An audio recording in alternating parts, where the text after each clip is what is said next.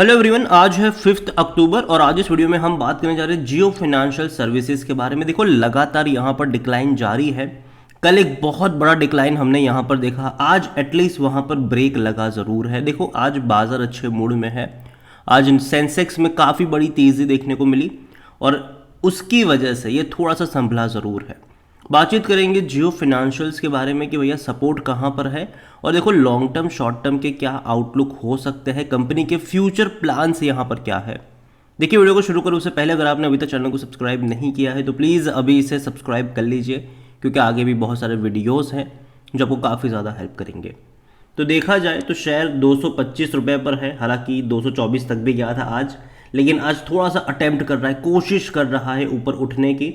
आज भी अगर हम देखें तो मॉर्निंग में थोड़ी सी रफ्तार थी, वहाँ से गिरा ज़रूर। अभी अटेम्प्ट जारी है यहाँ पर ऊपर उठने का।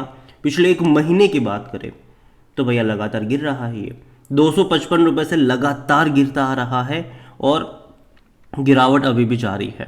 देखो, मैं पहले भी बोल चुका हूँ, इससे पहले भी मैंने वीडियोस बनाए थे जहाँ पर मैंने कहा है कि बॉटम कहाँ बनेगा ये कोई नहीं जानता, लेकिन अगर ये आता है 220 के करीब या फिर इवन 230 रुपए के आसपास अगर मिलता है तो वहाँ से बाय ऑन डिप्स की शुरुआत हो सकती है। अगेन, बाय ऑन डिप्स का मतलब ये नहीं होता कि 2-3 रुपए गिरे और आप एवरेज करने लग जाओ वहाँ पर, जी नहीं।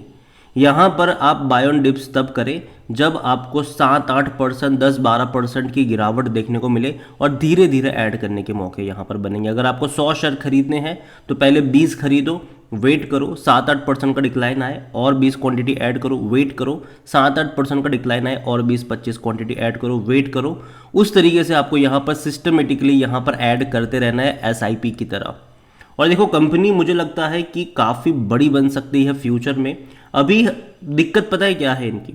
दिक्कत यह है कि ये रिलायंस इंडस्ट्रीज में से जब अलग हुई ना, तब ये बहुत सारे इंडाइसिस का पार्ट थी, ठीक है।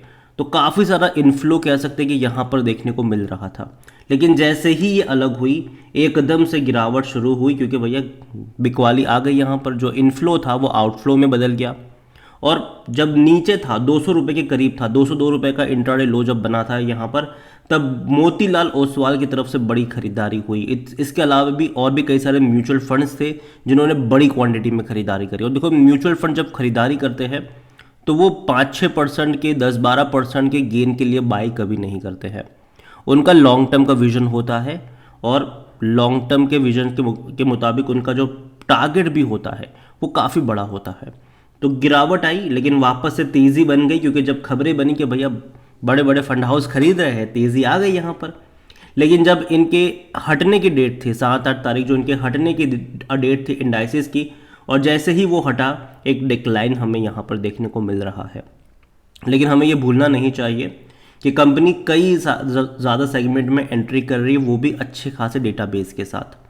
कंपनी एएमसी में एंट्री करने वाली है, असेट मैनेजमेंट जिसको आप कह लो, ठीक है। इसके अलावा कंपनी इंश्योरेंस वाले सेगमेंट में एंट्री कर रही है और खास है कि इंश्योरेंस वाले सेगमेंट के लिए इनका जो डेटा है, रिलायंस जियो का डेटा कह लो या फिर आप यहाँ पर डेटा कह लो, रिलायंस रिटेल का डेटा कह लो, ये इनको काफ़ी हेल्प करेगा यहाँ पर। और जो असेट मैनेजमेंट है उसके लिए इन्होंने पार्टनर किया है ब्लैक रॉक के साथ। ब्लैक रॉक के साथ इनकी पार्टनरशिप हुई है और कहीं ना कहीं वो भी इनको हेल्प करेगा आने वाले टाइम में।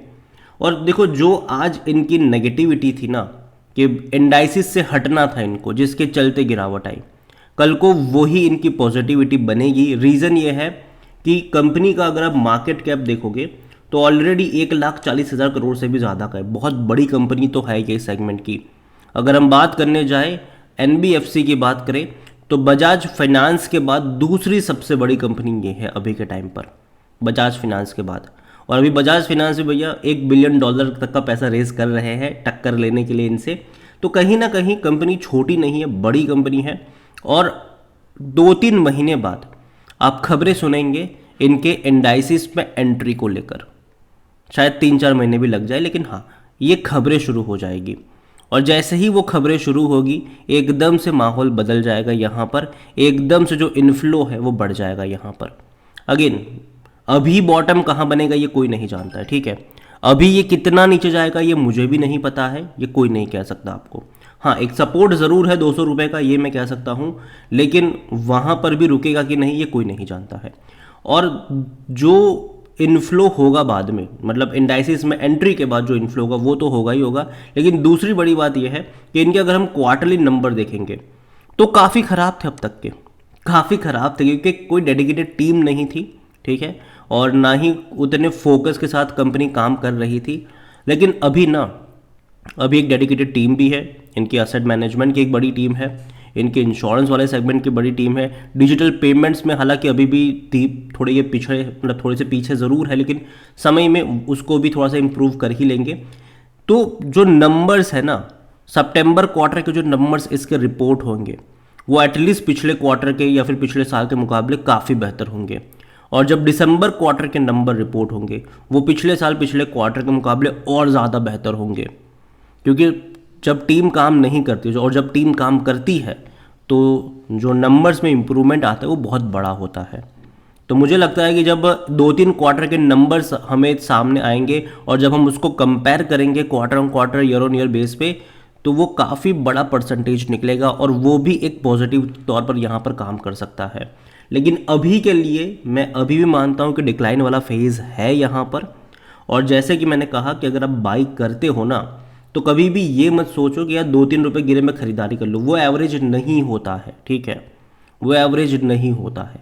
एवरेज करना है तो भैया 7-8%, 10-12% के डिक्लाइन पे धीरे धीरे एवरेज करना है, 4-5 पार्ट में एवरेज करना है, ना कि अभी एक बहुत बड़ी क्वांटिटी खरीद ली फिर 4-5 रुपये गिर गया, आपने दूसरी बहुत बड़ी क्वांटिटी खरीद ली, वैसा नहीं होता है। 4-5 पार्ट में अपने इन्वेस्टमेंट को अलग करो और हर 7-8%, 10-12% के डिक्लाइन पर धीरे धीरे ऐड करने के मौके जो है वो यहाँ पर बनते हुए नज़र आ सकते हैं। कंपनी ख़राब नहीं है, कंपनी अच्छी है, अभी बस यही है कि लगातार डिक्लाइन वाला फेज़ यहाँ पर चल रहा है। लेकिन जब अच्छी खबरें आना शुरू होगी इसको लेकर, जो कि मेरे हिसाब से आनी चाहिए, तब देखते हैं कि किस तरीके से माहौल बदलता है। और जहाँ तक मेरा कहना है कि इंश्योरेंस वाला सेगमेंट इंडिया में अगर हम देखें तो इंश्योरेंस का पेनिट्रेशन अभी भी उतना ज़्यादा नहीं है, तो ग्रोथ वहाँ पर बहुत ज़्यादा इंश्योरेंस की है ज़रूर। और जहाँ तक बात करी जाए इनकी असेट मैनेजमेंट की मैं बात करूँ तो अंबानी अपने आप में बहुत बड़ा नाम है, उसको देखकर भी कई सारे फंड हाउस आएंगे इनके पास, कई सारे फंड्स जो है वो इनके पास आएंगे। तो नज़र रखिए इस कंपनी के ऊपर, जियो फाइनेंशियल सर्विसेज के ऊपर। लिस्टिंग डेफिनेटली कुछ खास अच्छी नहीं थी इसकी, 300 रुपये एक्सपेक्ट कर रहा था बाजार, लेकिन वो हुआ नहीं और लिस्टिंग के बाद भी लगातार गिरता चला गया। लेकिन अभी धीरे धीरे संभल ज़रूर रहा है, हालांकि बॉटम अभी भी यहाँ पर बना नहीं है, अगेन मैं कह दूँ बना नहीं है, लेकिन बाय ऑन डिप्स के जो मौके हैं वो यहाँ पर बन सकते हैं। लेकिन आपका जो नज़रिया है वो कम से कम 1 से 2 साल का यहाँ पर होना चाहिए, क्योंकि जो अच्छी खबरें हैं उसको आने में अभी भी शायद 3-4 महीने लग जाएंगे। तो आपका जो नज़रिया है वो एटलीस्ट यहाँ पर लॉन्ग टर्म का होना चाहिए, तो ही यहाँ पर एंट्री करिएगा, ये मेरा मानना है, बाकी मर्जी आपकी है। इसके अलावा एनालिसिस के लिए जिस पोर्टल का मैं इस्तेमाल कर रहा हूँ, ट्रेड ब्रेन्स, अगर आप भी इसको यूज़ करना चाहते हैं तो लिंक मैं आपको डिस्क्रिप्शन में दे दूंगा। और अगर आप मेरा कूपन कोड HSA20 का इस्तेमाल करोगे तो आपको 20% का डिस्काउंट भी मिल जाएगा। कई सारे बेहतरीन फीचर्स है यहाँ पर, जिनमें से एक है कि जो बड़े बड़े इन्वेस्टर्स हैं जो शेयर बाजार में बड़ा गेम खेलते हैं वो क्या खरीद रहे हैं, उनका पूरा पोर्टफोलियो आपको यहाँ पर मिल जाएगा। और हैरानी वाली बात यह है कि इनके पोर्टफोलियो में ज़्यादातर आपको स्मॉल कैप और मिड कैप शेयर देखने को मिलते हैं और कई बार पेनी स्टॉक्स भी देखने को मिल जाते हैं। तो देर किस बात की है, लिंक डिस्क्रिप्शन में है, कूपन कोड का फायदा उठाना भूलिएगा नहीं। वीडियो को यहीं पे एंड करूंगा, पसंद आया हो तो लाइक करें, शेयर करें, चैनल वगैरह पहली बार है तो प्लीज़ सब्सक्राइब करें। और जियो फाइनेंशियल सर्विस लिमिटेड के बारे में आप क्या सोचते हैं वो भी आप मुझे कमेंट में लिख के बता सकते हैं। इसके अलावा इस कंपनी का कौन सा बिजनेस आपको पसंद है, जैसे कि इंश्योरेंस हो गया, असेट मैनेजमेंट हो गया, फिर डिजिटल पेमेंट्स हो गया, कौन सा बिजनेस आपको पसंद है या फिर आपको लगता है कि ये सबसे बड़ा बन जाएगा, वो भी आप मुझे कमेंट में लिख के बता सकते हैं। Thank you.